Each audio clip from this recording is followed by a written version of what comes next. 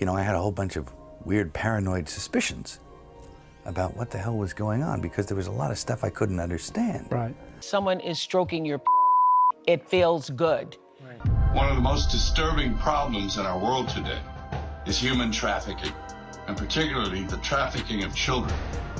Have you heard the buzz about Mel Gibson's latest movie, Sound of Freedom? It's been making waves online, and not just because of the film itself. You won't believe what's been going down.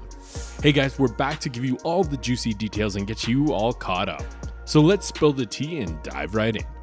So, Mel Gibson, has been all over social media, urging people to check it out. It's disturbing, it's emotional, it's tough, it's painful. But guess what? Along with the movie release, something else from the past has surfaced. An old 1998 interview where Gibson spills the beans about the evils of Hollywood. I had a whole bunch of weird paranoid suspicions about what the hell was going on because there was a lot of stuff I couldn't understand. And the movie's release has been one wild ride too. People are sharing their crazy experiences online, claiming they were kicked out of their seats for random reasons, and theaters cranked up the heat by turning off the air conditioning. That's some crazy stuff happening in real life, while the film is all about fighting child sex trafficking, based on Tim Ballard's life. There's also a tweet from Elijah Schaefer, the movie producer and host of the Slightly Offensive podcast, that's raising eyebrows all over the internet. He's connecting some wild dots between Mel's interview and the themes of Sound of Freedom. In his tweet, Schaefer starts with a big and bold, shocking headline to get everyone's attention. Then he spills the tea about how Mel Gibson is the real deal. Back in 1998, Mel was already sounding the alarm about the evils of Hollywood, and he even predicted that they'd turn on him. But wait, it gets even crazier. Schaefer says that Mel alludes to actors actually being demons. Demons in Hollywood? Now, that's some spine-chilling stuff right there. Apparently, Mel knows something seriously dark, and he's determined to expose it all. The seriousness in his voice is giving people goosebumps. Man, this whole thing is like a Hollywood thriller itself, but we gotta wonder, what's the real deal behind all this? The video that's making the rounds on Twitter is a chopped up version of this old Hollywood talk show from 1998. It had Mike Figgis, the British movie director, having a chat with Mel Gibson. The original was a solid 24 minutes, but they crammed it into a measly 3 minutes and 10 seconds for Twitter. Gibson starts off all mysterious, talking about how he had these crazy suspicions about Hollywood when he first got there. Paranoia much? But guess what? Turns out some of those crazy thoughts were actually spot on. The guy had some legit nightmares about the industry, and guess what again? Some of them turned out to be true. I was in my mid-20s, and I formed a bunch of opinions about the town and about the people in it that were like, surely that couldn't be, because the whole place can't be like, Weird Town, where the stranger wanders in and all the people are in the bar and they all shut up when he looks at them and they tell you don't go into the house on the hill. And it's like that. I imagined that stuff. That couldn't be the reason for why so-and-so was acting like, could it? And then you find out later on the track that you were exactly on track with a lot of this stuff. Not specifically on track, but that you could, that some of your worst nightmares were real.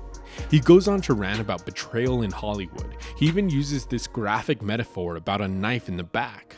Then there's this juicy bit where Gibson spills the beans about a cold-hearted celebrity who came to meet him. At first, we don't know who he's talking about, but then he drops the bomb. Chris Walken is the Antichrist. And I thought, oh no, Chris Walken is the Antichrist. Do you know who I am, Mr. Woolley?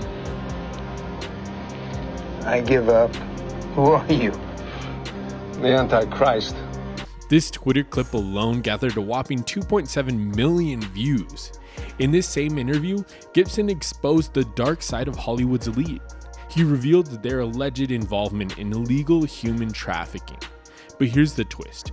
The movie itself seems to be flying under the radar, and that's got people scratching their heads. I mean, it's got a big star like Mel, an established director, and yet it's not getting the buzz it deserves.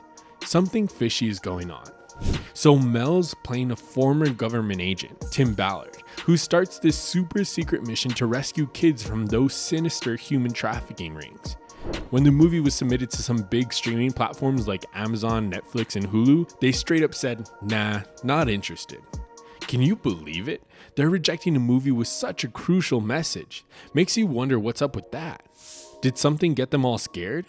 You know, all that politically correct stuff they endorse, but now they're backing away from a real and true story? Smells like hypocrisy. Even the A-list celebs who usually go all gung-ho for woke causes are keeping their lips sealed about Sound of Freedom. It's fishy as heck. Are they afraid of getting too close to the explosive revelations of the film? But wait, it gets juicier. Disney had the rights to the movie, but pulled a disappearing act and shelved it.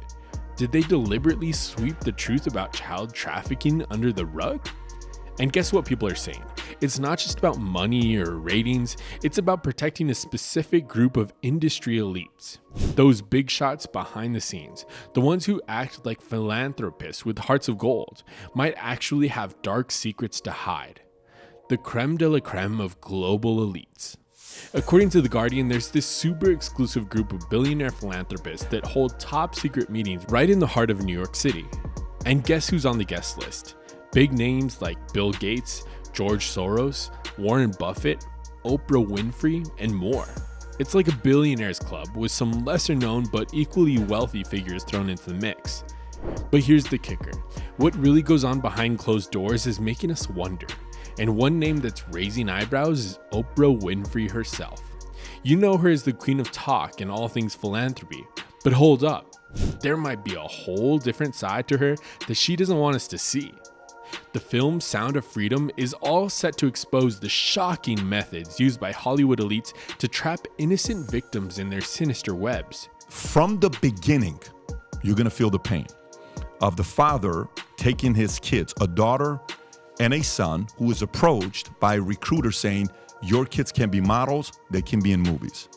He says, tonight audition is at such and such time. Today the audition is, tomorrow's audition is such and such time. Father dresses in a suit, takes them to this room, and he takes the kids there. They're excited. Put the kids in the room, and the girl says, come back to pick them up at 7 o'clock. He says, what do you mean? Come back to pick them up at 7 o'clock. He leaves, comes back 7 o'clock. No one's there. And while they don't explicitly name Oprah, there are alleged connections to notorious figures like Harvey Weinstein that cannot be ignored. Yeah, gotta admit, that's pretty sketchy. Despite Weinstein's infamous reputation as a predator, Oprah kept a close relationship with him. People are speculating that she might have even encouraged actresses to work with him, which led to accusations of her being complicit in his alleged misconduct. So remember how Oprah Winfrey is this champion of women's empowerment and all about the #MeToo movement? Well, hold on tight, because there's a whole other side to her story. First up, there's the whole Harvey Weinstein mess. Oprah's association with him raised eyebrows and led to accusations of a double standard in how she treated accused individuals. It's like a Hollywood plot twist in real life. Oprah featured this Brazilian healer dude called John of God on her show. Sounds like something out of a movie, right? But here's the crazy part. Turns out this dude was far from being a legit healer. Nope, he had a dark and sinister side, preying on vulnerable people seeking spiritual guidance. He calls himself John of God, but there's nothing godly about him. Thousands of people flock to him hoping for a cure to their pain, but leave fleeced of their money. You see, John of God's supposed healing isn't free. He's a thrifty businessman making tens of millions of dollars. And worst of all, our government's just granted him a visa, and next month he'll bring his show to Australia. Yeah, pretty creepy stuff. And guess what? Oprah unknowingly gave this shady character a stamp of legitimacy by featuring him on her show. The truth about John of God's criminal activities came to light, and Oprah's involvement with him left a lasting mark. Even though she tried to express empathy towards the brave women who came forward with allegations against him, the damage was done. Oh boy, things are getting messier by the minute. So Oprah Winfrey's Leadership Academy for Girls in South Africa has been a hotbed of controversy right from the start. When she opened it in 2007, the South African government wasn't happy, questioning the crazy cost of the school in a poverty-stricken country. But Oprah being Oprah, she didn't let that stop her, forging ahead with her grand plans. But here's where things get wild.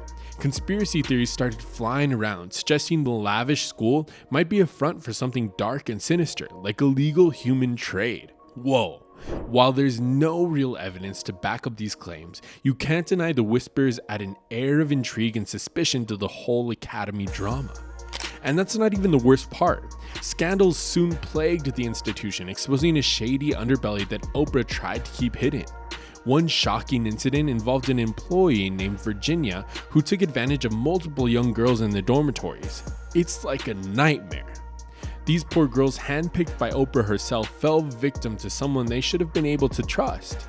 It was a stain on Oprah's reputation and a heartbreaking reflection of what was going on behind the academy's doors. Desperate to save face, Oprah sent in a team of investigators to get to the bottom of things, but the darkness didn't end there. Just a couple of years later, more disturbing revelations emerged about a culture of violence and intimidation among the students. Now, people are questioning Oprah's image and her connections with some questionable characters in Hollywood. Some fans are even calling her a fraud and raising eyebrows at her silence on important issues. It's all adding up to make us wonder why Hollywood isn't supporting a movie like Sound of Freedom, which exposes such critical topics. With Disney, Netflix, and Amazon turning it down, there's got to be more to the story, right? Now, I'd love to hear your thoughts on this topic. Please share your opinions in the comment section below, and don't forget to subscribe to our channel for more exciting content. Hit the bell icon to receive notifications whenever we upload a new video. Thank you for watching, and we'll see you next time.